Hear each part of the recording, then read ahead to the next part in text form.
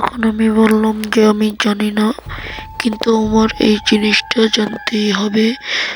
অমাবস্যা রাতে পোড়া লাশ কেন পাওয়া যায় এটা জানতেই হবে। তো আমি আবারও চলে গেলাম মন্দিরে। গিয়ে দেখতে লাগলাম।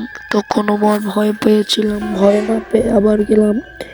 তারপর যাওয়ার পর আমি দেখতে পেলাম রক্ত আর রক্ত। তখন আমি ভয়ে দৌড়ে পালালাম। তখন গ্রামের মানুষরা বলছে, তুমি পালাচ্ছ কেন?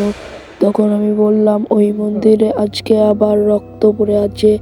তখন বলল, ওই মন্দিরে তুমি গিয়েছিলে কি করতে? তার তো তোমার আর রক্ষা নেই। তবে আমি ভয়ে পেয়ে বলতে লাগলাম, আমি কি আর বাঁচতে পারবো না? তখন আমাকে বলল, তুমি দৌড়ে পালিয়ে এখন ঘরে গিয়ে শুয়ে থাকো চুপচাপ, তাহলে আর কোনো কিছু হবে না। এইখানে আর জীবনও ঢুকো না, এই মন্দিরের কাছে এসো না। আমি তখন বললাম, কেন? আমি বাইরেও নামতে পারবো না কেন? এখানে কি আছে? তারপর একটি ঘরের ভিতরে দেখলাম একটি লোক দৌড়াচ্ছে। আমি তখন থেকে ভাবলাম হয়তো এটা চোরেরা করছে।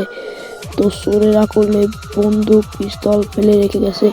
আমি ছাদে গিয়ে দেখতে লাগলাম অনেকগুলো নীলা নীলা আষাঢ় পড়ছে। আবার এই পিসের ছাদে এসে দেখলাম নীলা নীলা আষাঢ় পড়ছে।